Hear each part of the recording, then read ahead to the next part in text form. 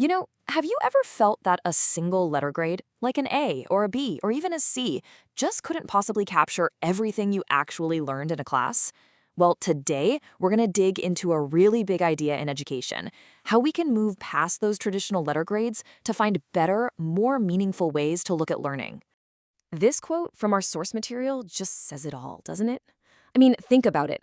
All those weeks of hard work, of thinking and creating, and it all gets boiled down to a single letter. It really sets the stage for why we need to explore other options. So, if that old system has some serious limits, what's next? Well, in this explainer, we are going to break down 4 really powerful alternatives that give a much richer, more complete picture of how a student is actually doing. Okay, first up, we've got a method that really puts students in the driver's seat: self and peer assessment. This is all about getting the learners themselves involved in the evaluation process. At its heart, self-assessment is really about learning how to be a good judge of your own work. It's not about just sitting around waiting for the teacher to give you feedback. It's about building that skill to look at your own essay and go, this needs another pass, or know when your presentation could be a little bit stronger. And what's so cool about this is that it completely changes the vibe in the classroom. When students are assessing themselves and their friends, they develop real independence, or autonomy. And their motivation starts coming from the inside, not just from chasing a good grade. Learning becomes way more cooperative and, honestly, a lot more empowering. Now, we can break this down a little further. You have direct assessment, which is when you're looking at one specific thing, like getting feedback from a classmate on a single essay. Then there's indirect assessment, which is more of a big picture view, looking at a student's general progress over time, maybe through something like a journal. All right, let's move on to our second alternative, the portfolio. Now, this is so much more than just a folder of old homework. Think of it more like a curated story of a student's entire learning journey. The key word here is purposeful. A portfolio isn't just a random pile of everything a student did. It's a thoughtful collection. The student and the teacher actually team up to pick out the pieces, the essays, the projects, whatever it is, that really show growth and achievement. It's a showcase of the process, not just the final result. And there's this really handy framework called CRADLE that helps lay it all out. It starts with collecting work, then reflecting on it, assessing the quality, and documenting the progress. It also creates a link between the student, the teacher, and even parents.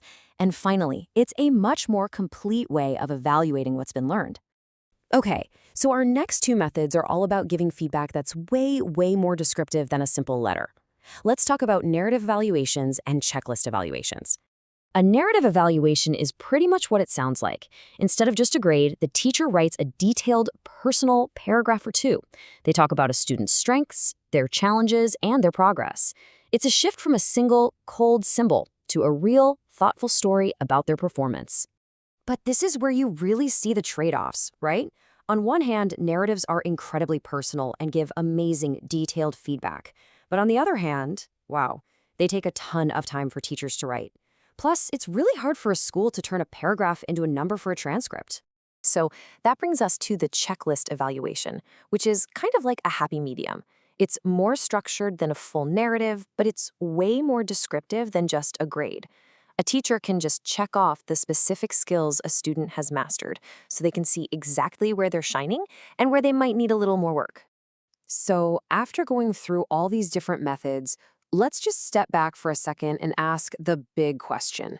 Why does any of this matter? What's the real point here?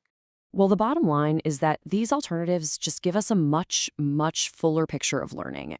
Instead of one single letter, you get actual, tangible evidence of a student's work. It pushes them to think critically about their own learning, and it really celebrates everyone's unique journey. Plus, it builds stronger relationships between students and teachers and helps grow that internal motivation that we were talking about.